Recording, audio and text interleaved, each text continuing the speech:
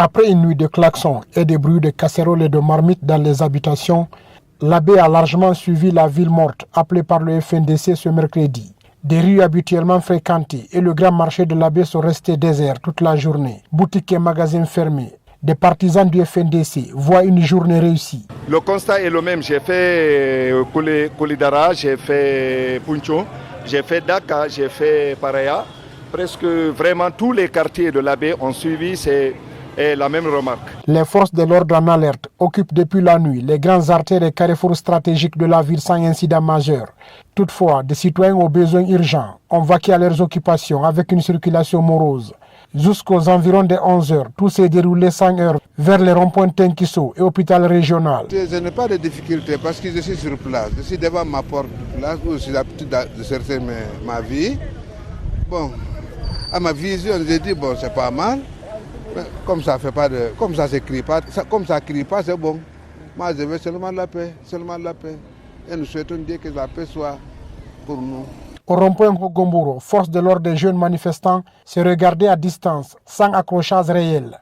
Au carrefour Bilal jusqu'au quartier Daka, les jeunes ont régné en maître, avec des barricades et des pneus brûlés, suivis de slogans hostiles à la junte et au président de la transition.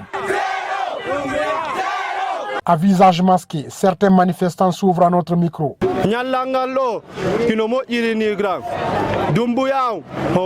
La journée se passe très bien. Nous sommes fatigués de Doumbouya maintenant. Nous sommes prêts à sortir pendant un mois sans arrêt, voire même une année, jusqu'à ce qu'ils partent.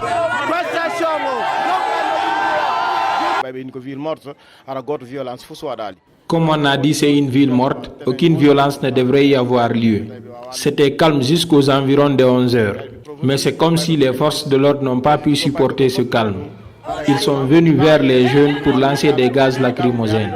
Du coup, il y a eu résistance. Même les habitations ne sont pas épargnées. Au Front national pour la défense de la Constitution, ils décrivent une journée réussie, mais déplorent des interpellations enregistrées dans certains quartiers. Nous sommes au pont de Pétel, un endroit réputé très chaud pendant les manifestations. Aujourd'hui, tout semble normal. Sur place, un pick-up des forces de l'ordre est visible et les citoyens vaquent à leurs affaires. Plus loin, dans le même quartier, 2 autres pick-up sont stationnés pour dissuader les potentiels manifestants. Au marché Balia, le négoce se fait tranquillement. Ils ont commencé une grève aujourd'hui, mais nous c'est obligatoire qu'on vienne au marché pour que nos enfants puissent gagner à manger. C'est la raison de notre présence ici depuis 7 heures. Notre intention c'est de rester ici jusqu'à 11 heures au moins, s'il n'y a pas de pagaille et rentrer. À Almami Adimez, peu de boutiques étaient ouvertes, mais beaucoup de vendeuses de condiments étaient présentes au marché à Diassona. Nous ne souhaitons pas que les enfants sortent pour manifester, car s'ils détruisent les marchandises, c'est une perte pour les gens. Ce n'est pas tout le monde qui sait manifester. Manifestation n'est pas synonyme de destruction.